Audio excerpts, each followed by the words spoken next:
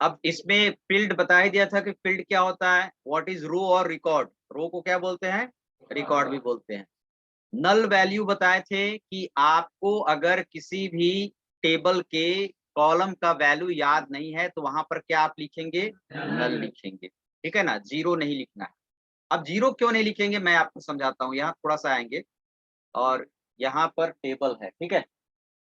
इस टेबल में देखिए, how many numbers of columns, कितने कॉलम्स है इसमें, 3 कॉलम्स हैं, roll number, name and phone. And how many records in that table, 4। ये नहीं जोड़ना है, ये भी रो है बट ये हेडिंग रो है, इसको नहीं जोड़ना है। 1 2 3 4 तो टपल्स है ना, ठीक है। अब जैसे क्या होगा कि सपोज आप इसमें रिकॉर्ड भर रहे हैं, 3 रिकॉर्ड 4 रिकॉर्ड ऑलरेडी पहले से है, मैं एक और नीचे में ऐड करता हूँ यहाँ पर अपने हिसाब से। जैसे यहाँ पर आप ऐड कर रहे हो, ठीक है, एक और रिकॉर्ड, यहाँ पर आपने रोल नंबर डाला, ठीक है, यहाँ पर नेम डाला, ए नेम डाला। और यहाँ पर अगर आपको फोन नंबर उसका नहीं मालूम है जो रिकॉर्ड एंट्री कर रहा है, वो ब्लैंक नहीं छोड़ेगा और ना तो जीरो लिखेगा, वहां पर क्या लिख देना है, ठीक है।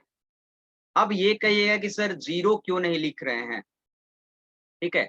जीरो क्या होता है, वैल्यू होता है।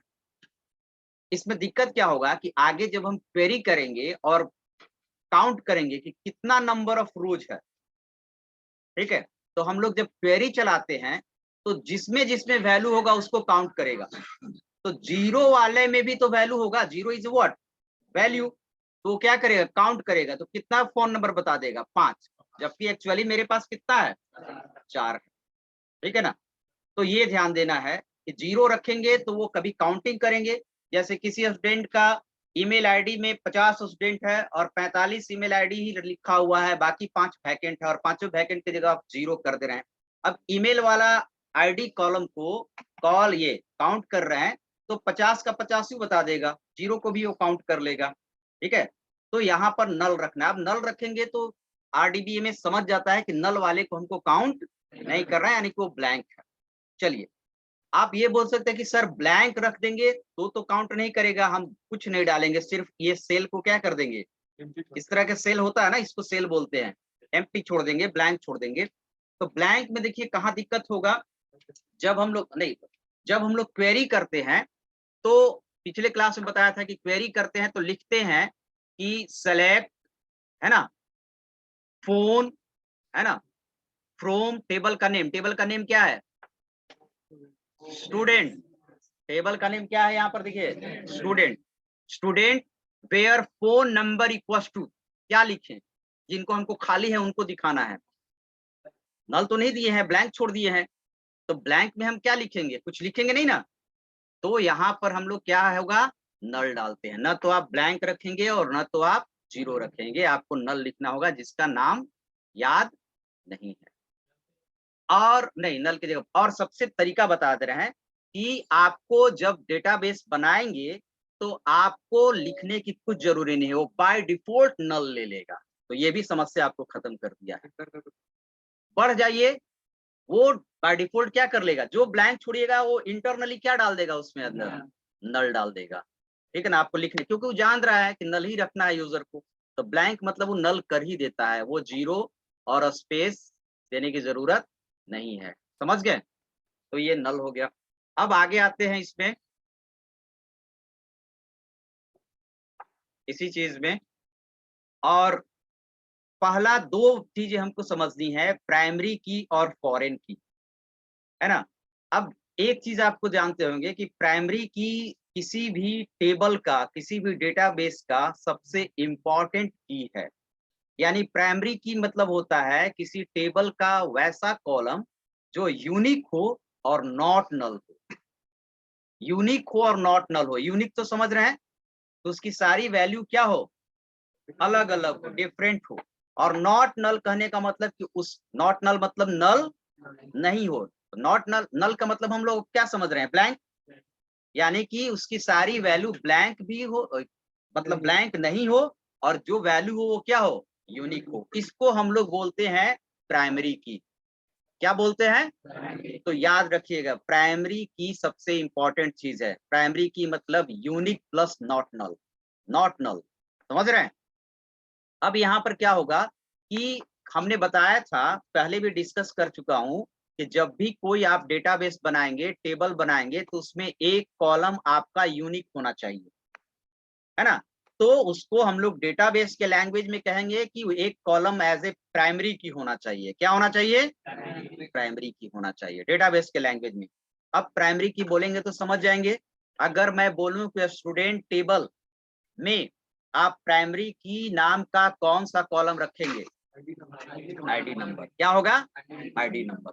तो जब हम लोग इसकी, जब प्राइमरी की हम लोग यूज करते हैं, जब हम लोग टेबल बनाएंगे, है ना, प्रैक्टिकली जब करेंगे एसक्यूएल में टेबल बनाएंगे, तो टेबल बनाते समय इस रोल नंबर कॉलम को, इसमें तो रोल नंबर ही होगा, वो टेबल के ऊपर डिपेंड करेगा, इस रोल नंबर कॉलम में हम लोग प्राइमरी की लगाएंगे, पी के। ठीक है? अब देखिए क्या होता है, प्राइमरी की लगा देंगे तो इसकी सारी वैल्यू क्या होगी? यूनिक। ठीक है?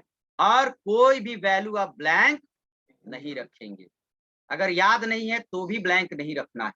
ठीक है? अब क्या होता है कि इसमें हम लोग इंसर्ट कैसे करते हैं, जब आप टेबल बनाएंगे तो उसी समय एक रूल होता है प्राइमरी की, और टेबल बनाते समय रोल नंबर पर कर दिए कि प्राइमरी की लगा दिए। अब टेबल बनने के बाद इसमें हम लोग रिकॉर्ड क्या करेंगे? डालेंगे।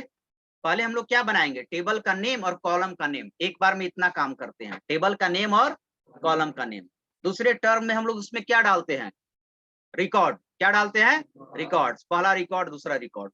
तो जब भी अगर आपने रोल नंबर 1 डाला, एलेक्स डाला, फोन नंबर डाला, अगला अगर आपने 2 डाला, आर्यन डाला और फोन नंबर डाला, अगर आप 1 डालेंगे गलती से भी, तो ये एक्सेप्ट नहीं करेगा, है ना? तो इसीलिए हम लोग चाहते हैं ना कि गलती भी यूजर करे तो एक्सेप्ट नहीं करे, और ये जरूरी है। कितना आप प्राइमरी की नहीं भी लगाइएगा तब भी आप ध्यान से भरिएगा कि ठीक है हम रोल नंबर अगर 1 डाल रहे हैं तो ऊपर 1 नहीं डालें, लेकिन आपसे गलती हो जाएगा ना, तो ये आपको गलती करने से मशीन क्या करता है? रोकता है। ठीक है? वायलेट करता है। और तो और कि अगर आपको रोल नंबर नहीं मालूम है तो खाली छोड़िएगा, तो खाली भी नहीं छोड़ने देगा, ये भी है ना? कहेगा तब तुम रोल नंबर पता कीजिए। आपको आते ही स्टूडेंट का क्या मिलना चाहिए? आईडी मिलना चाहिए, रोल नंबर मिलना चाहिए, एंट्री होना चाहिए। वो बाद में बाकी कॉलम में आप खाली छोड़ सकते हैं, बट प्राइमरी की जिसमें लगा दिए हैं उसमें कोई भी वैल्यू खाली नहीं, एक्सेप्ट ही नहीं करेगा, वो सीधे लिख देगा नो एक्सेस, योर प्राइमरी की इज वायलेटेड हियर। अब बिना प्राइमरी की मतलब बिना इसमें वैल्यू डाले हुए आगे बढ़ नहीं सकते, और वैल्यू भी डालेंगे तो क्या डालेंगे? यूनिक। तो बढ़िया डेटाबेस का मतलब क्या है कि उसमें एक कॉलम एज ए प्राइमरी की होना चाहिए। क्लियर है ना? जैसे आप रजिस्ट्रेशन नंबर डालते हैं तो रजिस्ट्रेशन नंबर आपका क्या होता है? प्राइमरी की हो जाता है। क्लियर है? चलिए ठीक है। तो ये होना चाहिए किसमें? आरडीबीएमएस में। ठीक है? चलिए नेक्स्ट आता है, क्या है? फॉरेन की होता है। क्या होता है? फॉरेन की होता है। इसको थोड़ा समझिए, दो टर्म्स। फॉरेन मतलब समझ रहे हैं, है ना? बाहरी, यानी कि उस टेबल में वो की नहीं होगा, दूसरे टेबल में होगा। रिलेशनल डेटाबेस में हम लोग टेबल को रिलेशन बोलते हैं, और रिलेशनल डेटाबेस इसका नाम का कारण क्या है कि इसमें बहुत सारे टेबल ना एक दूसरे से रिलेटेड होते हैं। जैसे पहले भी आपको बता चुके थे कि अगर आपके पास कॉलेज है तो कॉलेज में आपका स्टूडेंट और लाइब्रेरी दो अलग अलग टेबल एक दूसरे से क्या होंगे? रिलेटेड होंगे। और ये भी बोले थे कि एक दूसरे से रिलेटेड होने का मतलब क्या है कि दोनों टेबल में एक कॉमन कॉलम होना चाहिए। क्लियर है? तो आइए मैं यहाँ पर एक एग्जांपल आपको दिखाते हैं कि कैसे आपका एक दूसरे से रिलेटेड होता है। इस टेबल में तो सिंपल है, ये अपने आप में सिंगल टेबल जो दिख रहा है वो है ना? इसमें आप आए तो ये यहाँ पर देख लीजिए कितना टेबल आपको दिख रहा है? 3 टेबल। ठीक है ना? Students, take course, takes course and courses, 3 table है। यानी कितने रिलेशन है? 3 रिलेशनल है। और ये रिलेशनल डेटाबेस है। देखिए स्टूडेंट किससे रिलेटेड है? टेक्स कोर्स से। दोनों में कॉमन कॉलम है, ठीक है ना? ID ID. अब टेक्स्ट कोर्स किससे रिलेटेड है? कोर्स से, है ना। दोनों में क्लास आईडी और क्लास आईडी है, ठीक है। चलिए, अब इसमें यही रिलेशनल डेटाबेस होता है। अब इससे फायदा क्या होगा मैं बताता हूँ। तीनों तो एक दूसरे से रिलेटेड है, ये इससे है और ये इससे है, यानी इन दोनों डायरेक्टली नहीं है, इनडायरेक्टली है, समझ रहे हैं ना। मतलब मेरे से रिलेटेड वो है, उससे वो है, तो हमने डायरेक्टली तो नहीं है, वाया है। क्या है? वाया। वाया समझते हैं ना। तो यहाँ पर आप देखो कि अगर रिलेशनल तो अलग बात है, अपने आप में भी इन लोग टेबल है, अपने आप में भी तो है ना। जब अपने आप में टेबल है तो इसमें प्राइमरी की होना जरूरी। हमने बता दिया कि कोई भी टेबल बिना प्राइमरी की का टेबल नहीं हो सकता है, टेबल में प्राइमरी की होना जरूरी है। तो इसमें प्राइमरी की कौन है? आईडी है। इसमें भी प्राइमरी की कौन है? नहीं, क्लास आईडी है। आईडी कैसे हो गया? 501 और 501 दो बार हो गया, तो प्राइमरी की कैसे हो गया? एस क्लास आईडी कहाँ सेम है? यहाँ पर सेम है, यानी कि यहाँ पर कोई भी प्राइमरी की इसमें नहीं है, ठीक है। प्राइमरी की इसमें नहीं है, इसमें है आपका प्राइमरी की, क्लास आईडी 101, 102 एंड 103। समझ गए? इसमें आपका प्राइमरी की है, तो इन दोनों टेबल में आपका प्राइमरी की है। अब सपोज मैं आपसे पूछूं कि इसमें कॉलम है आईडी, नेम, फोन और डेट ऑफ बर्थ स्टूडेंट का। अब आपको ये बताना है कि मैट का, हम बता रहे हैं आपको जवाब देना है। अब मैं देख लेता हूं मैट का सेमेस्टर का क्या नाम है?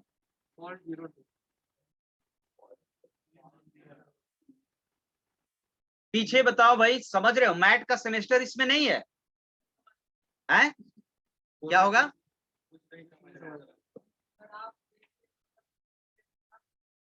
क्या दिखने रहे?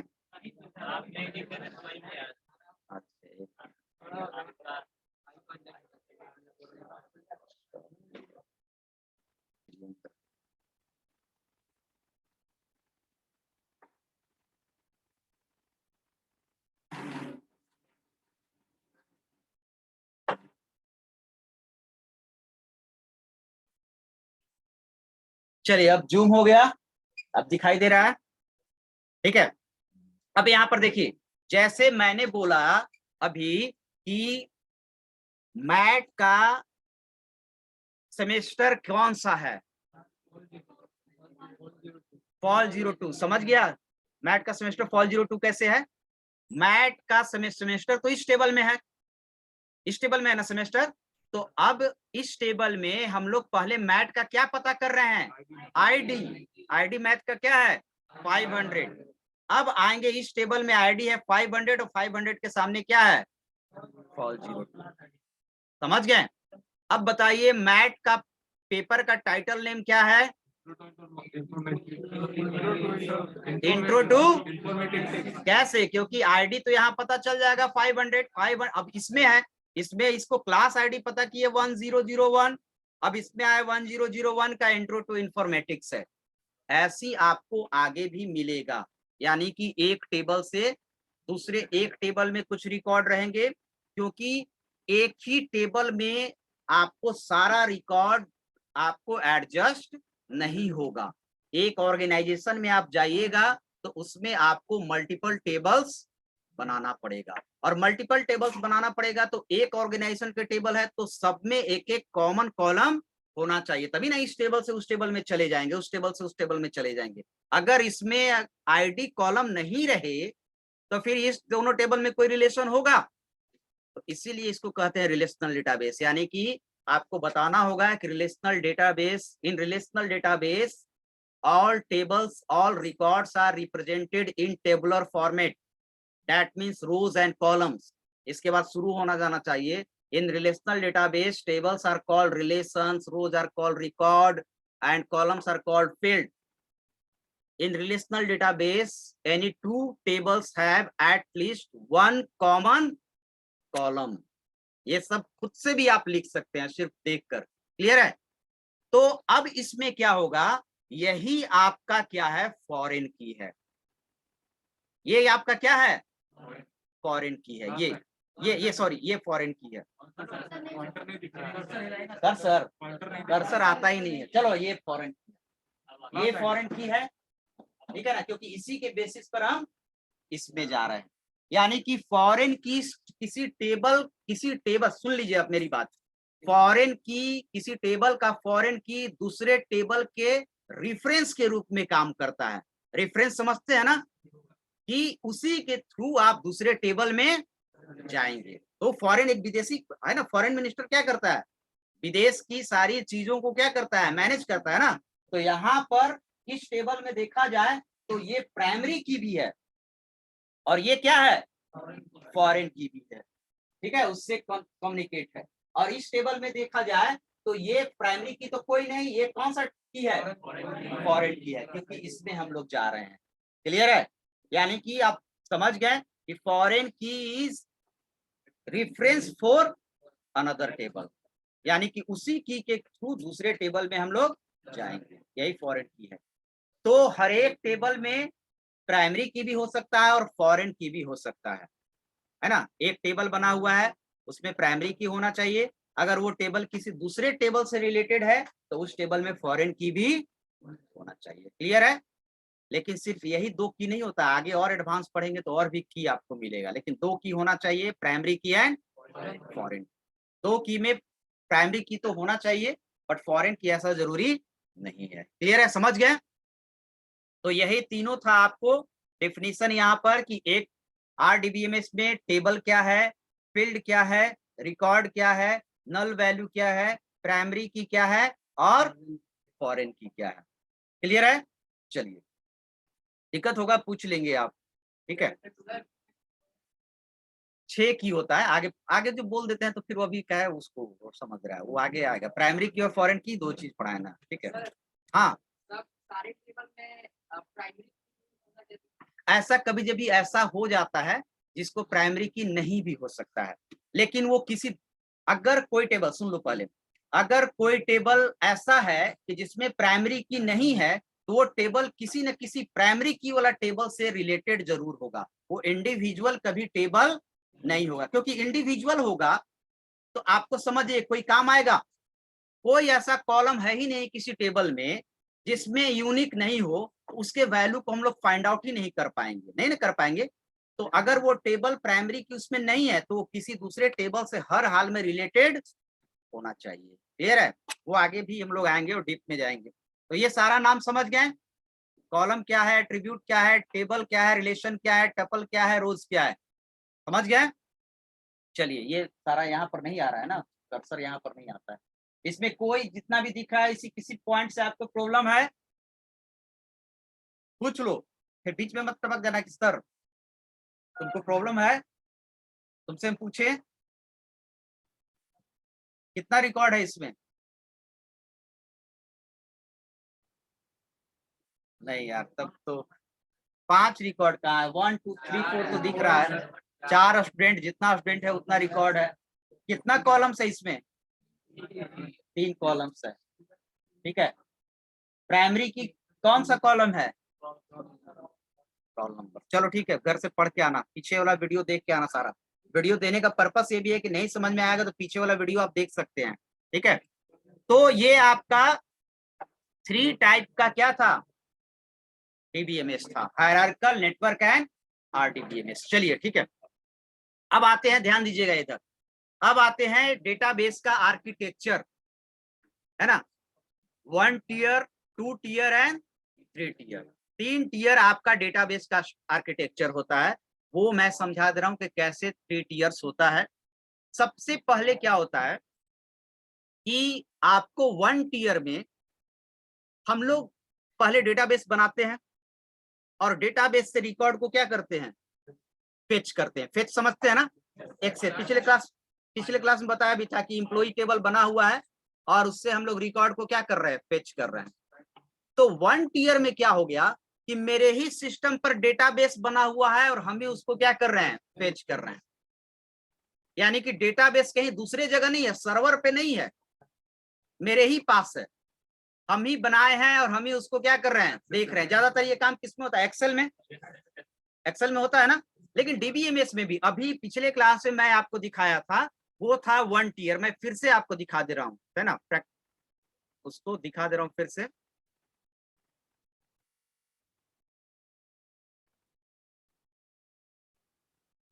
जैसे मैंने खोला था,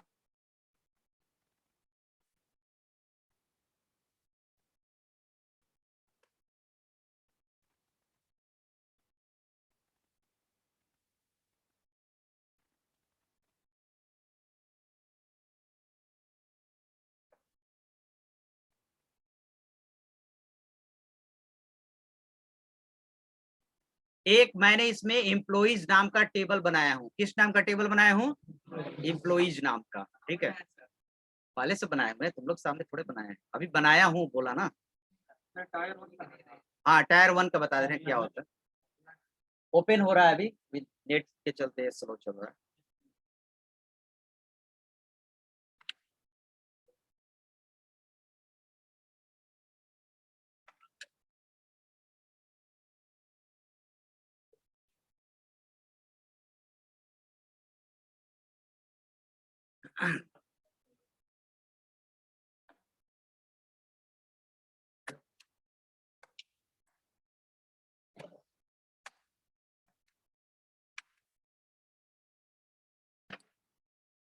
ये देखिए, यही 1 टीयर है।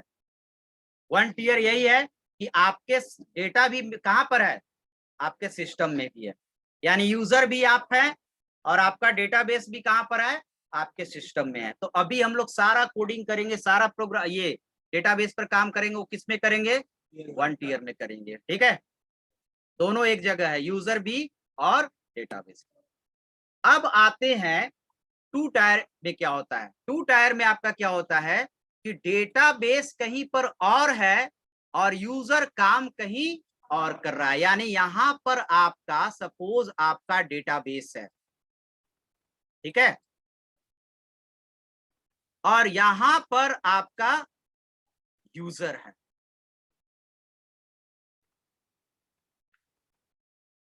यानी यहां से क्वेरी कर रहा है, ये क्वेरी होता है, यही क्या होता है? हमने कहा है कि एम्प्लॉई टेबल दिखाओ, ऐसे लिखते हैं हम लोग, क्वेरी बताएंगे इसको, तो ये एम्प्लॉई टेबल दिखाएगा। लेकिन हम लोग यहीं पर कर रहे हैं और यहीं पर दिखा रहा है। देखिए यहाँ क्वेरी लिखे और यहीं पर दिखा रहा है। लेकिन 2 टायर में आपका क्या होगा कि डेटाबेस कहीं और रहेगा, आप क्वेरी यूजर दूसरे जगह से करेगा। तो वो हो गया 2 टायर। यानी कि इसको जहां पर डेटाबेस रहता है उस चीज को हम लोग क्या कहते हैं? सर्वर। क्या बोलते हैं? आप नेटवर्किंग पढ़ेंगे तो वहां पर पढ़ेंगे client server architecture. Client server architecture थोड़ा सा मैं बता दे रहा हूँ, दैट्स पार्ट्स ऑफ नेटवर्किंग। तो क्लाइंट सर्वर आर्किटेक्चर में क्या होता है कि जहां से चीजों को हम लोग फेच करते हैं उसको बोलते हैं सर्वर, और जो फेच कर रहा है वो क्या हो गया? क्लाइंट हो गया। सबसे अच्छा इसका एग्जाम्पल है इंटरनेट। क्या एग्जाम्पल है? इंटरनेट। क्या आप खोलते हो facebook.com? facebook.com आपके सिस्टम में है? नहीं ना है। आप तो यहाँ पर क्लाइंट हैं, क्लाइंट समझ रहे हैं ना, जो facebook.com आप लिखते हैं उसका यूआरएल अब उस सर्वर पर होगा, फेसबुक के सर्वर पर वो सारा रिकॉर्ड, वहां से आपके पास रिक्वेस्ट आता है, तब आपके पेज पर ओपन होता है। यानी कि क्लाइंट यहाँ से रिक्वेस्ट करता है facebook.com और वो जाता है सर्वर के पास, सर्वर फिर उसको रिक्वेस्ट को रिस्पॉन्ड करके क्लाइंट के सिस्टम पर भेजता है। तो इसी तरह डेटाबेस में भी होता है, जिसमें यहां पर एक क्या बनाया रहता है? फॉर्म। क्या डिजाइन दिया रहता है? फॉर्म डिजाइन दिया रहता है, जिसमें आपको पूछता है इंटर योर नेम। इंटर यानी कि आप ऑनलाइन फॉर्म भरे रहते हैं, तो आपको अगर निकालना है क्या एडमिट कार्ड, तो आपका एडमिट कार्ड आपके सिस्टम पर है? नहीं ना है। वो एडमिट कार्ड, सारा एडमिट कार्ड सर्वर पर रखा हुआ होगा, डेटाबेस में रखा हुआ, हर एक यूजर का registration number, date of birth, father name, ये, और उसके बगल में एडमिट कार्ड होगा। होगा ना? वैसे ही वहां भी टेबल बना होगा सर्वर में। अब आप डायरेक्टली सर्वर पास तो नहीं जाते हैं, पेन ड्राइव लगाएं और वहां से निकाल लिए। आप यहां से क्या करते हैं, एक एपीआई आपको देता है, एप्लीकेशन प्रोग्रामिंग इंटरफेस, यानी कि इंटरनेट पर एक डिजाइन देता है जहां पर आप भेजते हैं, क्या रखते हैं? पासवर्ड या फिर registration number, date of birth, और एक आपको पासवर्ड मांगता है, ये मांगता है ना। और यहां से आप क्या करते हैं? सबमिट करते हैं। तो सबमिट करने के बाद ये रिक्वेस्ट आपको किसके पास जाता है? डेटाबेस के पास। और डेटाबेस से आपका यहाँ का जो रजिस्ट्रेशन नंबर है जो आपने डाला, वो रजिस्ट्रेशन नंबर डेटाबेस में जाके मैच करेगा, है ना। देखिए कितना इंटरनली काम करता है, डेटाबेस में जाके मैच करेगा। अगर सक्सेसफुली मैच हुआ तो वहां से फिर आपका वो एडमिट कार्ड रिस्पॉन्ड करके क्लाइंट के पास भेज देगा, ऐसे काम करता है। तो ये हो गया आपको टू टायर। क्या हो गया? यानी कि डेटाबेस क्लाइंट के पास नहीं है, वो सर्वर पर रखा हुआ है। लेकिन ये आपका ये टू टायर नहीं है। टू टायर ये अभी जो आएगा, अभी बंद कर दो, चाहिए म्यूट हो जाओ, क्लास में कोई ये अनम्यूट किया है, ठीक है। तो क्या होता है कि ये जो है, अब मैं बता रहा हूं टू टायर नहीं, अभी जो मैं ये बताया, जो आपने मैट्रिक वेट्री का सारा या ऑनलाइन फॉर्म देती है, थ्री टायर में आता है। टू टायर में मैं बता रहा हूं क्या आता है। टू टायर में भी आपका डेटाबेस पर डेटा है और यहां पर ये है। लेकिन जैसे आप देखिए कि आप ऑनलाइन टिकट करवाते हो, ऑनलाइन टिकट करवाते हो, और एक आप टिकट करवाते हो जाके, रेलवे की बात कर रहे हैं, या तो आप घर बैठे अपना IRCTC पर आपका अकाउंट है, वहां पर आप टिकट कटवा लेते हो, और एक आप काउंटर पर जाके टिकट कटाते हो, काउंटर पर जाके टिकट कटाते हो। बैंकिंग में भी आ जाओ, आप ऑनलाइन बैंकिंग सारा अपने से कर लेते हो, पैसा ट्रांसफर वगैरह, और एक आप बैंक में जाके काम करते हो। तो बैंक वाला कौन सा टायर है? Two tier. और जो आप कर रहे हैं वो क्या है? Three tier. क्या है? Three tier. अब कैसे? देखिए, जैसे ही आप जाते हो ऑनलाइन, सपोज आप जाते हो ऑनलाइन टिकट कटाने, टिकट काउंटर पर आप जाते हो, आप उसको पैसे देते हो, आप उसको टिकट होता है, तो क्या वो भी तो कंप्यूटर में सारा चीज रिकॉर्ड भरता है? तो वो कंप्यूटर में जो बैंक में रिकॉर्ड भरा, क्या उसका रिकॉर्ड सारा रेलवे का उसके सिस्टम में रहता है? नहीं, वो ब्लैंक सिस्टम, उसमें तो एक सॉफ्टवेयर डाला रहता है रेलवे वाला का। सारा डेटाबेस रेलवे का सर्वर के पास होगा। कहाँ होगा? सर्वर के पास होगा। और सर्वर, वो भी जो बैठी है, जो टिकट काटने वाली या काटने वाला जो भी एम्प्लॉई, वो भी क्लाइंट है, और वो रिक्वेस्ट डालता होगा, उस सर्वर से पता चलता होगा कि कितना सीट खाली है और कितना सीट भरा हुआ है, और जब भी टिकट काटेगी सर्वर पर अपडेट हो जाएगा कि इतना, अभी 50 सीट खाली है, तो अपडेट होके हो जाएगा कितना, 49 सीट खाली है। तो ये हो गया टू टायर। यानी टू टायर में डायरेक्टली यूजर काम नहीं करेगा। बैंक में भी आप जाते हैं, तो बैंक में कभी जब आप पैसा जमा करने जाते हैं कि लीजिए पैसा जमा कर दीजिए, बैंक वाला बोलता है लिंक फेल है। यानी कि बैंक में जाने के बाद भी आपका सारा डिटेल्स कंप्यूटर में भरता है, तो उसके पास भी सॉफ्टवेयर है, वो भरा, और डेटाबेस कोई उसके पास नहीं है। डेटाबेस बैंक का मेन सर्वर जो होगा मुंबई में, वहां पर रखा होगा, तो वो आपको डालेगी, है ना। और उसके बाद आपको अगर सर्वर फेल नहीं होगा, काम कर रहा और लिंक फेल नहीं होगा, तो सक्सेसफुली आपका अपडेट हो जाएगा वहां जाके। और अगर आपका डालेगी क्या, अकाउंट नंबर, तो उसके सिस्टम पर, किसके सिस्टम पर, जो एम्प्लॉई है उसके सिस्टम पर आ जाएगा कितना आपका सारा डिटेल्स, कितना आपका बैलेंस है, क्या क्या ट्रांजैक्शन हुआ था, ये सारा डिटेल्स आ जाएगा। तो ये हो गया टू टायर में। क्या हो जाएगा? यानी कि एक क्लाइंट होगा और एक क्या हो जाएगा, सर्वर। क्लाइंट होगा और क्या होगा, सर्वर हो जाएगा। और थ्री टायर में आ जाएगा जो आप ऑनलाइन काम करते हैं, डायरेक्टली। आप डायरेक्टली बैंक में नहीं जा रहे हैं, आप रेलवे टिकट काउंटर पर नहीं जा रहे, तो वहां पर 3 लेवल होता है। कितने लेवल होता है? एक तो आप हो गए यूजर, और एक बीच में होता है एक बिजनेस लेयर, और एक मेन जगह होता है सर्वर। क्या होता है? अब कहिए कि सर 3 लेयर क्यों होता है? क्योंकि क्या होता है ना कि यहां पर जब आप टिकट काउंटर पर जाते हैं, तो लिमिटेड, सर्वर का भी कैपेसिटी लिमिटेड होता है ना। ऑनलाइन अगर आप बैंक में जाते हैं, तो बैंक में जाते हैं तो सर्वर पर उतना भार, या सर्वर पर कह लीजिए कि उतना इफेक्ट नहीं पड़ता है, क्योंकि लिमिटेड लोग जाते हैं बैंक में, है ना। आपको टाइम निकाल के जाना पड़ेगा, 10 to 5, 10 to 4, तो लिमिटेड लोग, 100 लोग हुए। कुछ कुछ निराशा होकर भी लौट जाते हैं कि चलो भाई आज मेरा काम नहीं हुआ। तो वो जितना को करेगी, वो जो भी एम्प्लॉई है, जितना एम्प्लॉई को क्या ट्रांजैक्शन करेगा, जितना एम्प्लॉई को काम करेगा, उतना ही सर्वर के पास भार गया। लेकिन थ्री टायर में आप आ जाएं, तो 3 टायर में तो आप कभी भी 24/7 फेच कर रहे हैं रिकॉर्ड को, तो सर्वर का तो कैपेसिटी ज्यादा होना चाहिए ना। और आपको लगता है कि हम यहाँ पर डालें अपना सारा रिकॉर्ड, अपना बैंक का डालें, अकाउंट जो भी है आपका यूजर आईडी और पासवर्ड डालें और तुरंत आ गया मेरे सिस्टम पर, तो बहुत आसान काम है। लेकिन इंटरनली क्या क्या नहीं होता है। आप डालते हैं क्या, आप डालते हैं रजिस्ट्रेशन नंबर, लेकिन इंटरनली क्वेरी चलता है, क्वेश्चन चलता है। जब ही आप डालेंगे रजिस्ट्रेशन नंबर तो डाले क्वेरी, देखिए क्या होगा, select record for those customer whose registration number equal to that. ये इंटरनल क्वेश्चन चलता है जो हम लोग डिजाइन करते हैं, और ये क्वेश्चन चल के जाता है। उसके बाद अगर 1 लाख 10 लाख रिकॉर्ड होगा तो सारे वो रजिस्ट्रेशन नंबर सारे रिकॉर्ड से ऐसे ऐसे वैल्यू से मैच करेगा, पहला दूसरा तीसरा 10 लाख से, समझिए कितना होगा। और उसमें से एक मिलेगा तब वहां से फेच होके आपके सिस्टम पर आएगा, समझ गए, ऐसे काम करेगा।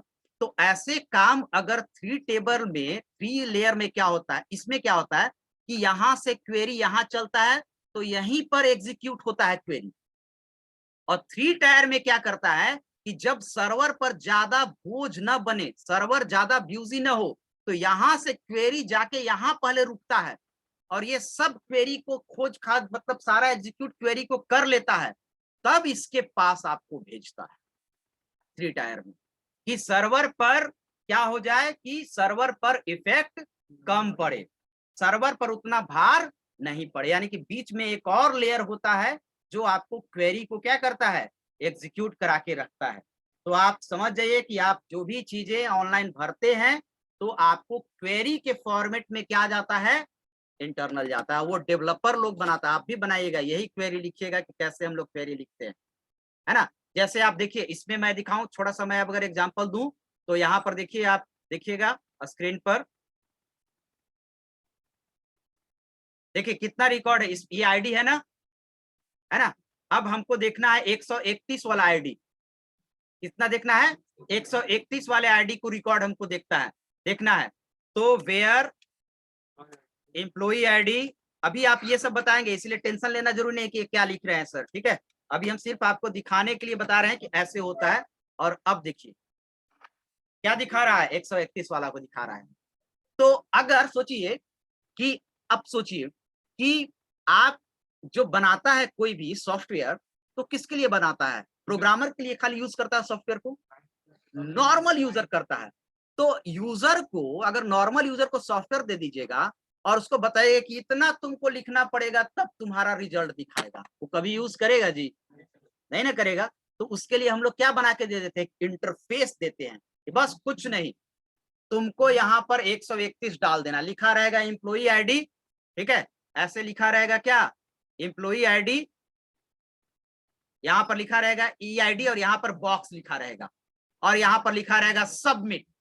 वो डालेगा 131 और सबमिट पर क्लिक करेगा, ये खुल जाएगा।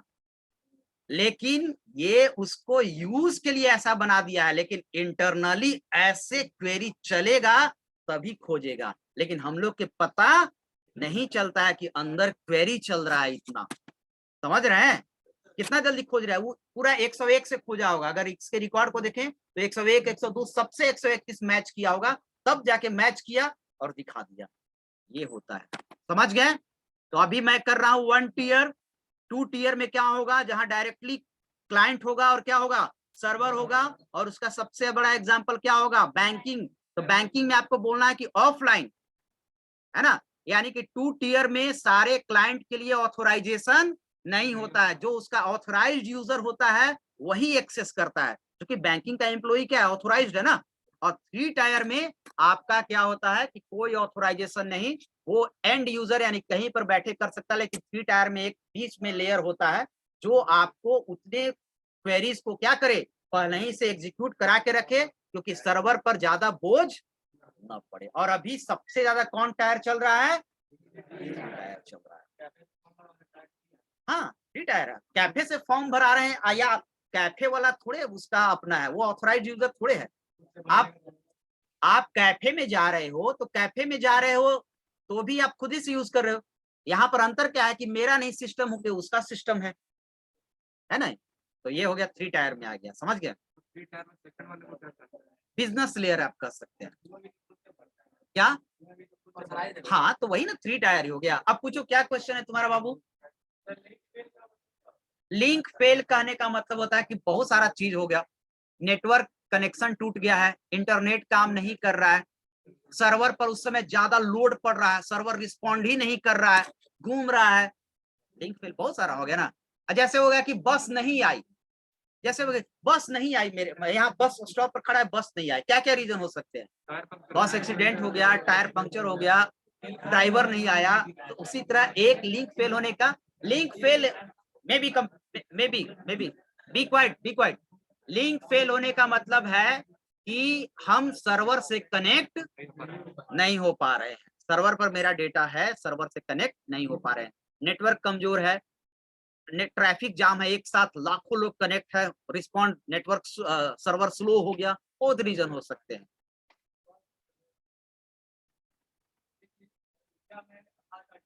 हाँ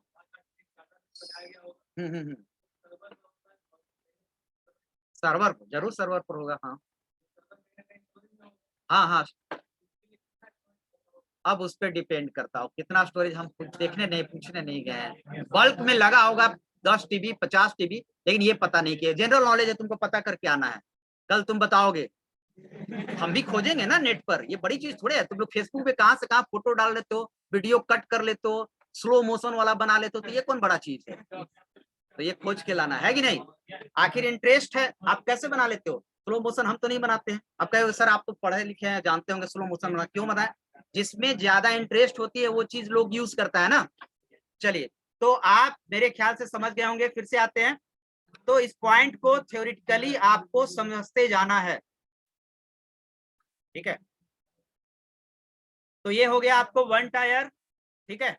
उसके बाद आपको थोड़ा इसको हम बड़ा कर देते हैं,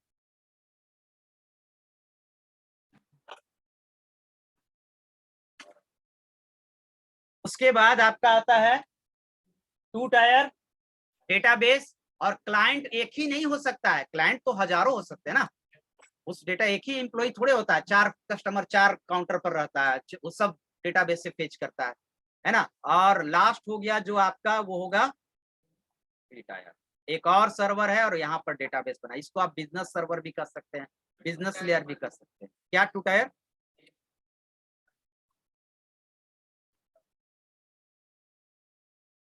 समझ गया, 2 टायर सर इसको फेच करने में तो ज्यादा टाइम नहीं लगेगा। नहीं, इसमें लिमिटेड यूजर हो गए ना, इसमें जो ऑथोराइज्ड यूजर है वही करेगा, बैंक का एम्प्लॉई और तो वही करेगा ना, या रेलवे का एम्प्लॉई करेगा ना। हमको ज्यादा टाइम लग सकता है 3 लेयर वाला, 3 लेयर वाले को भी ज्यादा टाइम नहीं लगेगा, हाले तो सर्वर सर्वर डाउन रहेगा तब तो कहीं भी किसी को भी ज्यादा टाइम लग सकता है। अगर ज्यादा टाइम लेने लगेगा, सपोज आप बैंक में गए और ज्यादा टाइम लेने लगेगा, तो आप शिकायत कीजिएगा ना कि भाई बैंकिंग का ऐप हम यूज नहीं करेंगे, बैंकिंग ही छोड़ दो, तो उसके लिए मेहनत करेगा ना, सर्वर की कैपेसिटी बढ़ाएगा, नेटवर्क ठीक करेगा, बहुत सारे रीजन है ना। टाइम ऐसा नहीं है कि आप में 3 टायर वाला में टाइम लग रहा है, 3 टायर वाला में टाइम लग रहा है, लेकिन उसके अनुसार से वो कैपेसिटी क्या कर रहा है, बढ़ा दे रहा है, ठीक है, ये बढ़ा देगा, समझ गया। हाँ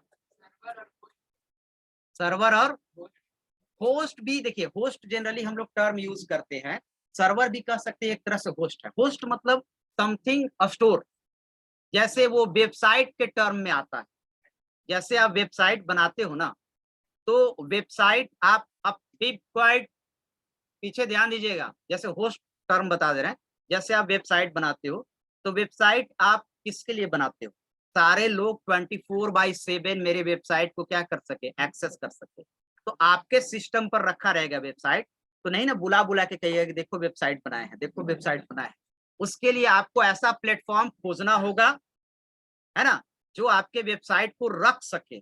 तो ऑब्वियसली सर्वर मतलब क्या होता है, जो सर्विस प्रोवाइड कर रहा है, सर्वर मतलब क्या होगा, जो सर्विस प्रोवाइड कर रहा है, तो उसको जाते हैं आप, कोई कंपनी रहता है जैसे GoDaddy.com, बहुत सारी कंपनी है, उसको कहते हैं होस्ट, कि हमारे वेबसाइट को वो क्या करता है, रखता है, हम स्पेस खरीदते हैं, रखता है, उसके बदले हम उसको पे करते हैं, और वो मेरे वेबसाइट को 24/7 ऑनलाइन अवेलेबल रखता है, वो होस्टिंग हो गया जो मेरे वेबसाइट को रख रहा है।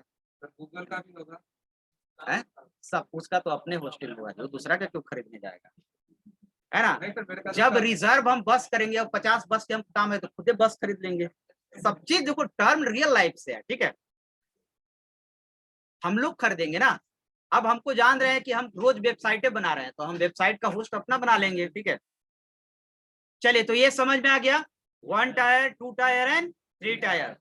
नेक्स्ट आपका आता है 3 लेवल आर्किटेक्चर। क्या होता है? 3 लेवल आर्किटेक्चर होता है।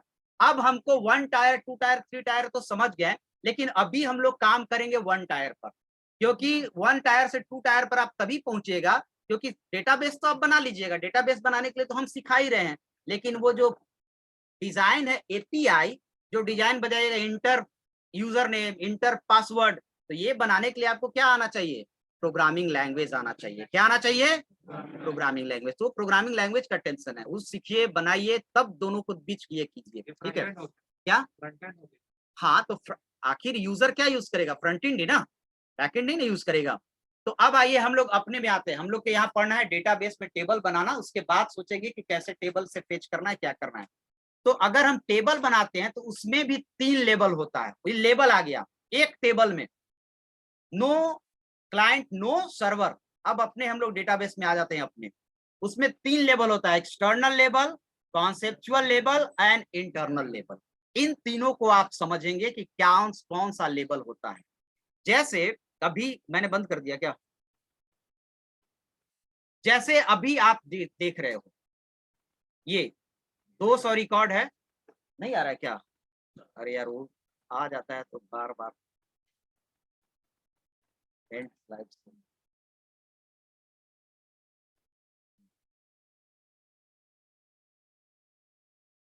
जैसे इसमें से मैं हटा रहा हूं, अब इस टेबल का नाम क्या है? टेबल का नाम कहीं दिख नहीं रहा है। एक्सेल नहीं है कि सजा सजा के आपको मिलेगा, यहाँ सजाने वाला काम नहीं है, यहाँ डेटाबेस पर काम करना है, ठीक है। इस टेबल का नाम है इम्प्लॉइज। क्या नाम है? इम्प्लॉइज। टेबल में कितने कॉलम्स है? 10 है। लास्ट कॉलम का क्या नाम है? Department ID. कितना रिकॉर्ड है इसमें? 200 नहीं है, 107 है। 101 से शुरू हुआ है, 100 से शुरू ही हुआ है, तो रिकॉर्ड कितना है? 100 से शुरू है ना, तो रिकॉर्ड कितना है इसमें? 100 से। अब सोचिए, जैसे सोचिए कि आपको अब लेवल 3 लेवल आर्किटेक्चर क्या है? 3 लेवल है, वो टायर था, ये लेवल है, एक टेबल में होता है ये। अब इसमें क्या होता है कि सबसे पहले हम लोग जब टेबल बनाते हैं, पहले टेबल बनाएंगे, है ना। टेबल बनाते हैं तो 2 काम करते हैं, टेबल का नाम रखते हैं और टेबल का क्या रखते हैं? कॉलम नेम, है ना। उसको कहते हैं स्ट्रक्चर बनाना। टेबल का क्या बनाना? उसमें क्या क्या चीजें शामिल होगी? टेबल का नेम और टेबल का कॉलम नेम। उसके बाद जब ये स्ट्रक्चर तैयार हो जाएगा, तब टेबल में हम लोग क्या करेंगे? डेटा एंट्री करेंगे, ठीक है। अब इसमें क्या होता है कि आपको दिख रहा है कि बस ये टेबल नेम बना हुआ है, लेकिन आपको ध्यान देना है कि हर एक टेबल के कॉलम का 3 चीजें होती हैं, type, size and validation. Type, size and validation मैं लिखते भी जाता हूं यहां पर, समझते जाइएगा। पहला हो गया टाइप, दूसरा हो गया साइज एंड तीसरा हो गया वैलिडेशन। वैलिडेशन मतलब होता है कंडीशन। जब हम लोग टेबल बनाते हैं, तब जब इंप्लॉई आईडी लिखते हैं, तो इसमें 3 चीज हम लोग यूज करते हैं, टाइप, साइज और वैलिडेशन। पहले साइज समझिए। हर एक कॉलम का साइज होता है टेबल बनाते समय, कि वो कॉलम कितने नंबर ऑफ डिजिट या कैरेक्टर इनपुट लेगा, ये फिक्स होता है कॉलम का। यानी कि इंप्लॉई आईडी में किस तरह की वैल्यू है? न्यूमेरिक वैल्यू है। और फर्स्ट नेम में किस तरह की वैल्यू है? प्रोग्राम सी पढ़ेंगे, स्ट्रिंग बोलेंगे तो समझ में आ जाएगा किस तरह की वैल्यू है। स्ट्रिंग समझते हैं ना, तो यहाँ पर भी स्ट्रिंग बोल सकते हैं प्रोग्राम में। अरे प्रोग्राम पढ़ा हुआ है तुम लोग, सी, स्ट्रिंग, फ्लोट, सब चीज ना। तो यहाँ पर 2 ही डेटा, इसमें भी डेटा टाइप हो जाएगा जब प्रोग्राम पढ़ेंगे, ये प्रैक्टिकल पढ़ेंगे तो। एक हो गया स्ट्रिंग और एक हो गया न्यूमेरिक। फ्लोट नहीं है, न्यूमेरिक वैल्यू समझो क्या है, न्यूमेरिक और स्ट्रिंग। जब हम लोग टेबल बनाते हैं, कॉलम का नेम लिखते हैं, तब कॉलम का नेम में पहले ही बता देते हैं कि इसमें स्ट्रिंग वैल्यू इनपुट होगा, जरूरी है, तो उसमें स्ट्रिंग ही वैल्यू इनपुट होगा। एक्सेल नहीं है कि कुछ भी ऐसे टाइप कर दिए, पहले आपको बताना पड़ेगा बनाते समय। आप बनाए नहीं इसको, पहले से बना हुआ है, तो पहले आपको बताना पड़ेगा कि हम इस कॉलम में स्ट्रिंग वैल्यू लेंगे या फिर न्यूमेरिक वैल्यू लेंगे। तो टाइप समझ गए, टाइप बताएगा कि उस कॉलम में स्ट्रिंग इनपुट होगा या क्या इनपुट होगा, नंबर्स इनपुट होगा, स्ट्रिंग या नंबर्स। तो अगर इम्प्लॉई आईडी में हमने इम्प्लॉई आईडी कॉलम बनाया, अभी ये मत सोचना है कि कैसे बनाएंगे कैसे लिखेंगे, अभी हम बता रहे हैं कि होता है। इम्प्लॉई आईडी जिस समय बताएं उसी समय लिख दिए हम क्या, नंबर, क्या लिख दिए। अब इसमें नंबर छोड़ के कुछ नहीं आप भर सकते हैं, स्ट्रिंग नहीं लेगा, समझ गए। फर्स्ट नेम में क्या होगा, स्ट्रिंग होगा जिस समय बनाया गया होगा, ठीक है। साइज क्या होता है, हर एक कॉलम की साइज होती है, यानी कि अगर मैं देखूं तो इम्प्लॉई आईडी में मैंने ले लिया 5, साइज क्या लिया, मैक्सिमम कितना डिजिट आप इसमें इनपुट ले सकते हैं, 5 डिजिट। 5 डिजिट कितने डिजिट ले सकते हैं, 5 डिजिट, या 5 डिजिट से कम, ज्यादा ले सकते हैं नहीं, समझ गए। तो हर एक कॉलम का साइज होता है बनाते समय, इसमें सब दिया होगा कितना साइज होगा इसका, और हर एक कॉलम में वैलिडेशन होता है, रूल होता है, जिसको क्या कहते हैं, रूल होता है। एक रूल तो आपको बता दिए हैं प्राइमरी की, फिर देखिए प्राइमरी की क्या क्या लगाते हैं प्राइमरी की। जब हम लोग ये टेबल बनाए होंगे ना, तो एक रूल सेट किए होंगे एम्प्लॉई आईडी में, क्या, प्राइमरी की। अब ये रूल सेट कर देने से क्या होगा कि इसमें कोई यूजर एंट्री करेगा डेटा तो वो डुप्लीकेसी से रोकेगा, और कोई अगर एंट्री का किसी का ईमेल आईडी नहीं याद होगा, सॉरी एम्प्लॉई आईडी नहीं याद होगा, तो वो एंट्री करने भी नहीं देगा कि पहले एम्प्लॉई आईडी तुम पता करो तब इसमें एंट्री करो।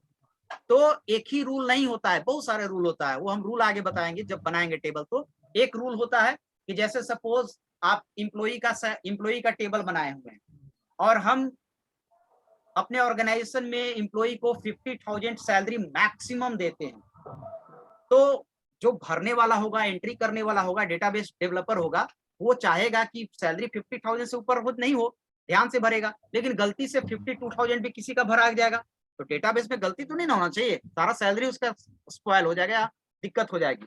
तो एक रूल होता है चेक, क्या रूल होता है, वो हम लोग किस पे लगाते हैं, रूल किस पे लगाते हैं, कॉलम में, किसमें लगाते हैं रूल, कॉलम में। हमने कॉलम में चेक किसमें लगा दिया, सैलरी में, किसमें लगा दिया, और दे दिया सैलरी शुड बी 50,000। अब जो भी यूजर एंट्री करेगा और 50,000 से ऊपर डालेगा, वो एक्सेप्ट ही नहीं करेगा। तो इसी तरह से 10-15 रूल्स होते हैं जो हम लोग कॉलम में सेट करते हैं। तो हर एक कॉलम में 3 चीजें होती हैं, type, size and validation, that means rule. जब आप हम लोग भी टेबल बनाएंगे तो इसको फॉलो करेंगे। अच्छे, अभी कुछ दिख रहा है कि इम्प्लॉई आईडी में कौन सा रूल होगा, कुछ दिख रहा है, कुछ नहीं दिख रहा। आपको क्या पता है कि इसकी साइज क्या होगी, आपको क्या पता है कि फर्स्ट नेम की साइज क्या होगी और कौन सा रूल लगा होगा, कुछ नहीं आपको पता है। तो ये हो गया आपका जो आप देख रहे हैं, जैसे मैंने अभी बताया कि 3 लेवल आर्किटेक्चर। 3 लेवल आर्किटेक्चर में पहला एक्सटर्नल लेवल, क्या है, एक्सटर्नल लेवल। तो ये जो आपको दिख रहा है स्क्रीन पर टेबल, ये है एक्सटर्नल लेवल। क्या है, एक्सटर्नल लेवल। हाँ, ये एक्सटर्नल नहीं, तीनों नहीं है, ये क्या है, एक्सटर्नल लेवल। खाली आप क्वेरी कीजिए और आपको रिजल्ट देगा, लेकिन इंटरनली इसमें क्या क्या चीजें लगी हुई है ये आपको नहीं दिखाएगा, ये डेवलपर बनाया होगा उस समय लगाता है। क्लियर है ना, आपको दिख रहा है कि मेरा काम हो रहा है। आप बैंक में जाते हैं और बैंक में देखते हैं कि मेरा पैसा 5,000 था, इंटरेस्ट मिल गया है ना, 1,000 इंटरेस्ट मिला, मेरा 6,000 हो गया। ये आपका एक्सटर्नल देख रहा है। इंटरनली 5,000 को बैंक कहाँ जाके पैसा लगाया, कैसे मुनाफा कमाया, वो 5,000 का 7,000 मुनाफा कमाया, तब आपको 1,000 दिया, ऐसे होता है ना। तो उस लेवल से तो आपको मतलब नहीं है, लेकिन काम तो होता है इंटरनली वैसे ही। आपके पैसा रख के थोड़े वो दे देता है, तो सैलरी कहाँ किससे देगा एम्प्लॉई को, उतना एम्प्लॉई जो काम करता है। तो यहाँ पर भी एक्सटर्नल लेवल है ये, और इसका एक होता है एक्सटर्नल के बाद कौन सा है, कॉन्सेप्चुअल लेवल। कॉन्सेप्चुअल लेवल पर ही क्या किया रहता है, साइज क्या है कॉलम का, टाइप क्या है कॉलम का और वैलिडेशन क्या है कॉलम का। ये किस लेवल पर होता है इसका डिस्क्रिप्शन? कॉन्सेप्चुअल लेवल पर, ये समझ गए। और इंटरनल लेवल पर आपका टेबल होता है फिजिकल, यानी ये टेबल जो आप देख रहे हैं ना खोल के, वो लॉजिकल देख रहे हैं। इंटरनली ये आपके स्टोर होगा कहां पर?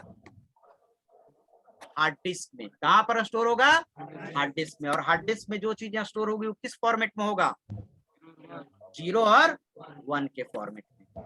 तो वो हो गया इंटरनल लेवल। यानी एक टेबल के 3 लेवल होते हैं जो आपको दिख रहा है स्क्रीन पर। That is a external level, जिसको हम लोग कहते हैं व्यू लेवल। और एक जो इसका सारा रूल फिक्स किया हुआ है वो हो गया कॉन्सेप्चुअल लेवल। और एक हो गया जहां पर वो एक्चुअली स्टोर है हार्ड डिस्क में 0 और 1 के फॉर्मेट में। उस लेवल को यूजर नहीं देख सकता है, कोई नहीं देख सकता है, जो बनाया वो भी नहीं देख सकता है। आप बनाते हैं तो देख सकते हैं क्या कि हार्ड डिस्क में 0 1 में क्या स्टोर है, तो वो होता है फिजिकल लेवल जिसको कोई नहीं देख सकता है। तो आप कहिए कि सर कॉन्सेप्चुअल तो देख सकते हैं कम से कम, तो वो मैं आपको दिखा दे रहा हूँ। ठीक है, इसका टेबल का कॉन्सेप्चुअल लेवल दिखा दे रहा हूँ, जहां पर आपको बताएगा किस कॉलम में क्या है। फिर पूछिएगा उसमें नहीं कि सर ये क्या है, क्योंकि हर टर्म उसमें क्या आएगा? नया आएगा, तो जब तक उसको बताएंगे नहीं। लेकिन मैं दिखा दे रहा हूँ इसका, जैसे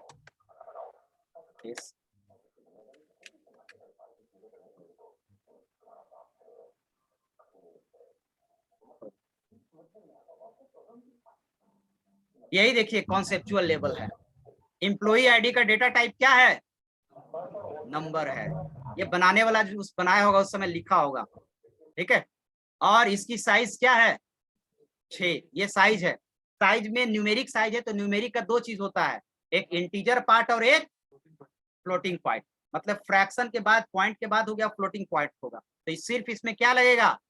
इंटीजर पार्ट। कभी भी ईमेल आईडी ऐसे एम्प्लॉई आईडी ऐसा नहीं ना होगा इतना पॉइंट इतना, ऐसे तो नहीं होगा। स्ट्रिंग को यहाँ पर कहते हैं वैरचर। क्या बोलते हैं? वैरचर। अब देखिए फर्स्ट नेम का डेटा टाइप क्या है? वैरचर है। लास्ट नेम का वैरचर है। फोन नंबर का वैरचर है। एक होता है डेट डेटा टाइप, जो डेट टाइप का वैल्यू एक्सेप्ट करेगा। हायर डेट मतलब होता है ज्वाइनिंग डेट, कब उस इंप्लॉई को हायर किया गया, डेट टाइप का है, वैरचर है। ये हो गया कॉन्सेप्चुअल लेवल। ठीक है, तो ये कॉन्सेप्चुअल लेवल किसके यूज के लिए है? यूजर के लिए कि डेवलपर के यूज के लिए? डेवलपर। अगर आप डेटाबेस का यूजर है, आपको बना के दे दिया है, तो आपको अंदर वो क्या किया है, कितना साइज दिया है, उससे मतलब नहीं है। हाँ, फर्स्ट नेम में अगर 20 कैरेक्टर से ज्यादा आप नाम एंट्री करेगा कोई यूजर, तो एक्सेप्ट नहीं करेगा। फिर कहिएगा कि भाई देखो, डेवलपर से कहिएगा जो एक्सटर्नल लेवल पर काम करने वाला होगा, वो नहीं अगर एंट्री कर देगा, वो ले लेगा हरदन हल्ली डोडा गौड़ा देवगौड़ा। कौन थे ये? Prime minister of India, HD Deve Gowda. आप नाम सुने होंगे। अरे यार, जनरल नॉलेज भी कुछ याद रखो। He was the prime minister of India, जब हम लोग पढ़ते थे 5th 6th क्लास में। ठीक है, तो अब उनका एंट्री करना होगा, तो ये एक्सेप्ट करेगा क्या? तो वो किसके पास जाएगा? डेवलपर के पास। डेवलपर जाएगा कॉन्सेप्चुअल लेवल में और देखेगा अच्छे 20 रखे हैं, इसको फिर अपडेट करेगा। तो कहिएगा कि हम लोग सर क्या है, आप लोग डेवलपर बनिएगा, है ना, यूजर थोड़े है। यूजर तो नॉर्मल हो गया। तो आप ये डेवलप कीजिएगा कि कितना साइज दे, कितना क्या दे। और उसके बाद आपका क्या है? एम्प्लॉई आईडी पर क्या लगाया हुआ है? प्राइमरी की। देखिए प्राइमरी की अब हर बार आएगा, आज ही 4-5 बार हो गया। ठीक है, और एक रूल, एक चीज और बता दे रहे हैं कि किसी टेबल पर एक ही कॉलम एज ए प्राइमरी की होता है। एक से ज्यादा आप यूज प्राइमरी की नहीं कर सकते हैं। कहिएगा कि सर अगर ईमेल आईडी भी तो प्राइमरी की लायक है, वो भी तो ईमेल आईडी आपको लेना है, तो सबका ईमेल आईडी क्या होगा? यूनिक होगा। और सबको लेना है तो ब्लैंक भी नहीं रहेगा। लेकिन कहता है कि नहीं, प्राइमरी की लगाना है तो एक ही पर लगाइए। आप सोच लीजिए, ईमेल आईडी पर लगाएं कि मोबाइल नंबर पर लगाएं कि आईडी पर लगाएं, तो एक ही होता है। देखिए एक के अलावा कहीं प्राइमरी की नहीं होगा। ठीक है, नलेबल मतलब क्या? कि नलेबल मतलब नल वैल्यू ले सकते हैं, यानी फर्स्ट नेम का कोई भी कॉलम खाली छोड़ सकते हैं। नलेबल मतलब क्या होता है? नल हो सकता है, मतलब ब्लैंक हो सकता है। ये देखिए लास्ट नेम में देखिए क्या दिया, ये बनाया है लास्ट नेम का। कोई का अगर लास्ट नेम याद नहीं है तो आप उसको ब्लैंक नहीं छोड़ सकते हैं, है ना। तो ये सब रूल हम लोग भी देते हैं, रूल आपको सेट करना, ये बताएंगे, सारा रूल बताएंगे। तो ये हो गया कॉन्सेप्चुअल लेवल। और लास्ट जो है वो क्या हो जाएगा? इंटरनल लेवल जिसको हम लोग कहते हैं फिजिकल लेवल, वो हम लोग नहीं देख सकते हैं, वो हार्ड डिस्क में स्टोर है 0-1 के फॉर्मेट में। समझ गए? आ गया समझ में? हाँ, तो ये थ्योरी चीज है और इतना पढ़िएगा। अब पूछिए, क्या पूछना है कुछ? लेंथ और फिर हम समझ रहे थे कि तुम लोग पूछेगा, ये सब बताएंगे आगे प्रैक्टिकली। अभी सिर्फ इसलिए दिखा रहे हैं कि अगर मैं हवा में बोलेंगे ना, देखो इसका रीजन क्या है, ये जो मैं लिख रहा हूँ यहाँ पर, पहले रिकॉर्डिंग ऑफ कर।